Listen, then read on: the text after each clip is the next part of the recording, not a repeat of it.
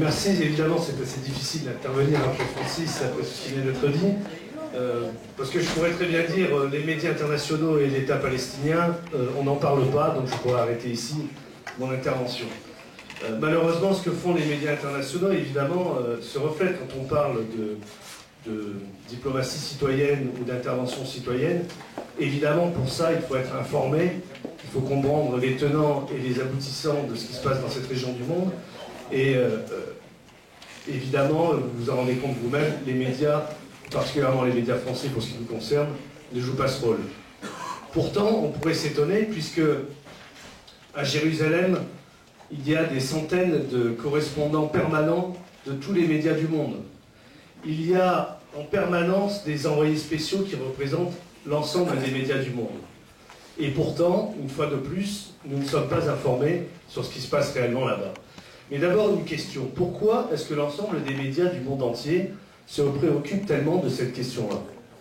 Je crois qu'évidemment, on peut trouver des raisons politiques et des raisons historiques. Je ne vais pas revenir, je vais faire court pour qu'on puisse passer peut-être à un débat. L'ensemble des pays, notamment évidemment les pays européens, les Britanniques pour commencer, qui avaient le mandat sur la Palestine, la France qui était toute proche avec ce qui est maintenant le Liban et la Syrie avec les accords Sykes-Picot, les États-Unis qui dès 1940 se sont intéressés à cette région, en 1945 l'accord Quincy, la recherche du pétrole, ce qui ne les a pas empêchés de se rapprocher d'Israël. L'URSS, qui était un des premiers pays à reconnaître Israël, et puis qui petit à petit a fait le chemin un peu inverse de celui des États-Unis dans les partenariats dans cette région du monde. L'URSS, encore une fois, évidemment, avec les Juifs de Russie qui voulaient immigrer, et puis évidemment l'ensemble des pays arabes qui ne pouvaient pas se satisfaire de ce partage qui a été fait en 1948 et qui a abouti à la création de l'État d'Israël,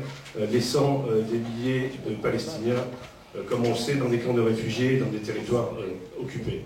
Et puis évidemment, quand on parle de l'Europe, évidemment l'Allemagne, qui après ce qui s'est passé pendant la Deuxième Guerre mondiale, l'Allemagne qui a comme une espèce de devoir moral vis-à-vis d'Israël et qui est utilisé régulièrement par Israël quand il y a des crises diplomatiques ou pire, lorsque Israël n'est plus dans le cœur de l'opinion publique internationale. On voit immédiatement les ministres allemands se précipiter en Israël et servir d'intermédiaires. Mais encore une fois, pour aller vite, je crois, comme le fait remarquer Alain Gresh, dans son ouvrage Israël-Palestine, vérité sur un conflit, la situation actuelle est née d'une injustice originelle, je le cite. Les Palestiniens ont été chassés de chez eux, notamment en 1948-1950, par les milices juives puis par l'armée israélienne. Cette expulsion, longtemps niée ou refoulée en Israël comme en Occident, est désormais un fait établi, grâce notamment aux travaux des nouveaux historiens israéliens. On en a parlé ce matin, on les a évoqués ce matin. Gresh souligne également que sur ce conflit pèse lourdement le génocide des Juifs et que l'anéantissement des Juifs par le nazisme et ses alliés, l'incapacité des grandes puissances de l'époque à empêcher ce crime, ont créé une culpabilité dans les opinions publiques internationales. Mais, souligne-t-il, ce sont les Palestiniens qui ont payé le prix d'un crime qu'ils n'ont pas connu. Or, la résolution de ce conflit est l'une des principales, si ce n'est la principale clé de la stabilisation régionale. Ce conflit n'est pas seulement le plus connu, il n'est pas seulement le plus ancien, il est aussi celui qui déchaîne le plus de passions. Ce qui a pour effet tout à la fois de nourrir les communautarismes, de décaler les lignes traditionnelles de politique intérieure avec comme corollaire la difficulté à aborder les véritables questions politiques posées par ce conflit, hier comme aujourd'hui, avant et après la guerre froide. C'est particulièrement vrai en France, qui accueille la plus forte communauté juive d'Europe. L'agence France-Presse est proclamée agence France-Palestine par ses détracteurs pro-israéliens. Et on pourrait multiplier les exemples. Par exemple, les attaques contre notre ami Daniel Mervet, de la part d'Alain Finkielkraut et d'Alexandre Adler. Et encore beaucoup d'autres comme celle-là. De l'autre côté, certains, au nom de la cause palestinienne, qui n'est en réalité qu'un prétexte, accusent les médias d'être aux mains des Juifs, veulent transformer ce conflit de type colonial, où il s'agit des droits d'un peuple, en un affrontement entre Juifs et musulmans.